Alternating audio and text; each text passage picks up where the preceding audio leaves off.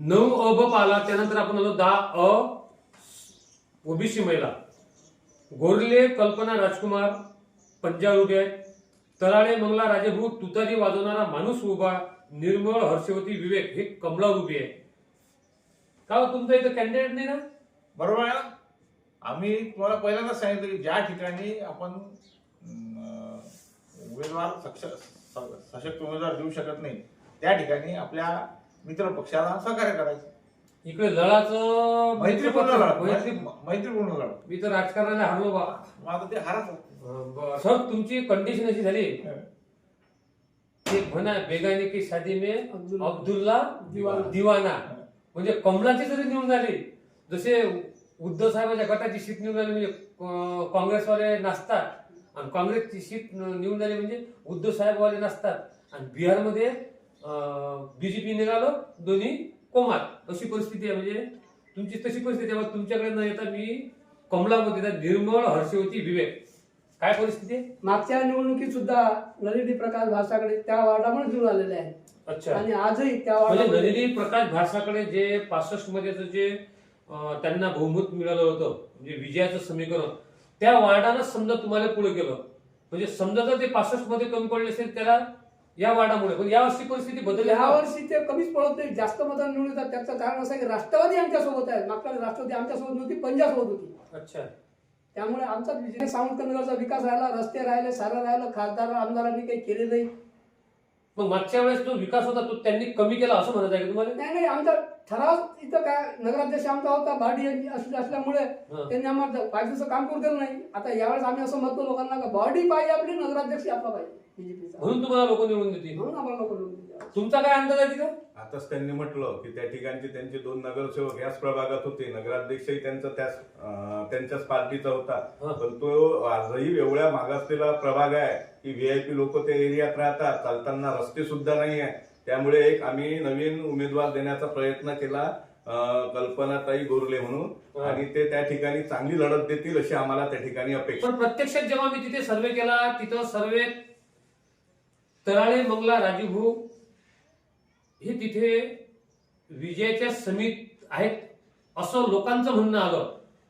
पण त्याचबरोबर निर्मळ हर्षद विवेक हे सुद्धा रेसमध्ये आहेतच. पण गोरले कल्पना राजकुमार, तुम्हाला राग येईल काँग्रेसवाल्यांना, ह्या तिथं रेसमध्ये सुद्धा नाही. येणारी लढत ही तुतारी वाजवणारा माणूस म्हणजे इथे राष्ट्रवादी शरदचंद्र पवार यांचं खातं खुलू शकते. म्हणूनच अरुण पाटील वनमेश्वर म्हणून चालतात. चला दुसरा 10 मधला आपण 10 ब पाहू. हा वार्ड आहे सर्वसाधारण. इथं कडू, तुषार, प्रभाकर, गॅस सिलेंडर, गावंडे, बिरा, सतीश, मशाला, राणेहून, संजय, धनुष्यबाण, लांडे, मयूर, हिम्मत, कमळ आहे, विल्लेकर, हरिराम तुतारी वाजवणारा माणूस आहे. सपकाळ शरद जगन्नाथराव हा हात आहे. आपण राणेकडे जाऊ, म्हणजे ओम राणेचा जो धनुष्यबाण कॅन्डिडेट त्यांच्याकडे जाऊ. पुन्हा आमचं तेच धोरण आहे की तरुणाला संधी. आता दोघांनीही कबूल केलं की बा आमची नगराध्यक्ष जरी असला तरी बॉडी आमची नसल्यामुळे आम्हाला विकास करता आला नाही. यांनी तोच आरोप त्यांच्यावर केला की बा विकास त्या नगराचा झाला नाही, त्यामुळे आम्हाला यावेळेस समर्थन मिळेल. पण एवढे मोठे विकासाचे प्रश्न असताना तो एक 22 वर्षाचा पोरगा 6 दिवस उपोषणाला बसला, आणि 6 दिवस उपोषणाला बसून पालकमंत्र्याला त्यानं भाग पाडलं त्याच्या उपोषणाची दखल घ्यायसाठी, आणि त्यामुळे त्या 2 रस्त्यांचं काम मार्गी लागलं, आणि ते आता आचारसंहितेनंतर ते काम सुरू होईल. त्याचं श्रेय ओम संजय राणे या तरुणाला आहे, आणि म्हणून त्याला आम्ही तिथे उमेदवारी दिली. आणि निश्चित मला असं वाटतं की लोक त्याच्या उपोषणाची दखल घेतील, कारण आपल्या समस्येसाठी नगरपालिका स्थापन झाल्यापासून आतापर्यंत आपल्या समस्येसाठी उपोषणाला बसणारा हा पहिला कॅन्डिडेट आहे, आणि खऱ्या अर्थानं हा योग्य उमेदवार आहे, जो मंत्रालयापर्यंत गेला, मंत्रालयातून कामं करून आणले आणि त्या आपल्या समस्या मार्गी लावल्या, म्हणून त्याला आम्ही उमेदवारी दिली, आणि त्याच्या पाठीशी आम्ही गंभीरपणे उभे राहिलो. आता मतदार राजा काय निर्णय घेते हा 21 तारखेला आपलं करणार. माझं असं म्हणणं की बाबा उपोषणाला 5-6 दिवस उपाशी राहिला म्हणजे मग त्याला एक उमेदवारी देऊन द्यायची, आणि त्याची दखल त्या वार्डाने घ्यायची, आणि त्यांना निवडून द्यायला पाहिजे असं म्हणत आहे. नाही, त्यानं उपोषण फक्त नाटक म्हणून नाही केलं. उपोषण करून त्यानं ते समस्या मार्गी लावली, ते रस्ते मंजूर करून आणले, त्याचं काम मार्गी लागलं, टेंडर प्रोसेस सुरू झाली, आणि ते काम आता सुरू होणार. म्हणजे तुम्ही त्याच्याकडून एक अपेक्षा ठेवणार तरुण वर्गाकडून. बिलकुल. त्यानंतर इथे कमळ साहेब लांडे मयूर हिम्मत काय परिस्थिती आहे? निवडून येऊ शकते तो विकासाच्या मुद्द्यावर आणि चांगल्या प्रकारची परिस्थिती त्याचा प्रचारामध्ये आम्ही होतो त्या ठिकाणी सांगतो नगरला राहतो व्यवस्थित आहे. नाही, प्रचाराच्या यंत्रेत व्यवस्थित जरी असेल तरी समीकरण काय आहे? समीकरण सर्वात आम्ही तुम्हाला पहिले सांगितलेलं आहे आमचं समीकरण कसं आहे. तरी जातीपातीच्या राजकारणात कुठेतरी जातीचं गणित करूनच सीट द्यावी लागते. सर्व समाज सीट द्यावं लागते ना. आम्ही सर्व सामाजिक उमेदवार दिले आहेत. सर्व समाजाचे जाती धर्माचे परिचय. लांडे मयूर हिम्मत हा जो कॅन्डिडेट आहे हा कॅन्डिडेट म्हणजे त्या प्रभागाचं एक सौभाग्य आहे की तिथं राणेसारखा उपोषण करणारा आणि मयूर लांडे हा सुद्धा तिथे लोकांच्या समस्या जाणून घेते असं तिथे ऐकलं झालं.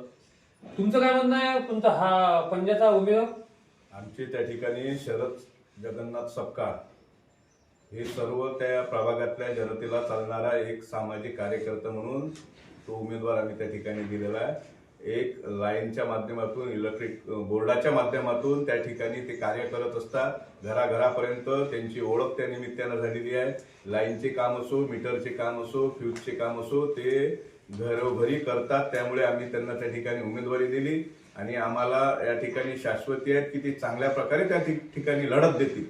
माझं असं म्हणणं आहे घरोघरी ओळख आहे म्हणून त्याला उमेदवारी दिली, पण लोकांच्या कामात पडणारे माणूस पाहिजे. मग आपली इथं जो दादाराव आहे जो म्हणे की मी बाबाराव पाटलाचा भाऊ आहे, तो तर प्रत्येक दर्यापुरात उभा आहे. मग त्याने नगराध्यक्ष पदासाठी कोणी तुम्ही उभे केलं, तो तर प्रत्येक माणसाच्या ओळखीचा तालुक्यात उभा आहे. तो निवडणूक म्हटलं तर साम दंड भेद हे ते सर्व गोष्ट आणि फायनान्शियली त्याला त्या ठिकाणी सर्व गोष्टी पुरवाव्या लागतात. असे कॅन्डिडेट त्या ठिकाणी द्यावं लागतात. मग त्यानुसार परिस्थितीनुसार मेरिट लिस्ट नुसार आमचा सर्वे होता ना. मेरिट लिस्टमध्ये देवदासराव काळे कटले.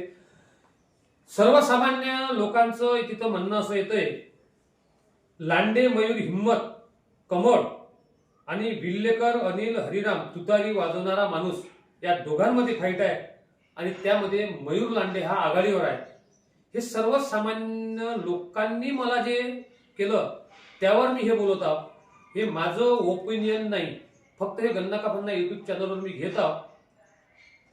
आणि यांचं जे समीकरण आहे की कशा पद्धतीने आपला उमेदवार तिथे निवडून येते त्यावर ते विश्लेषण करत आहेत. गन्ना का फन्ना युट्यूब चॅनल प्रस्तुत करता गणेश सागरे, कॅमेरामॅन जगदीश बर्डेसह.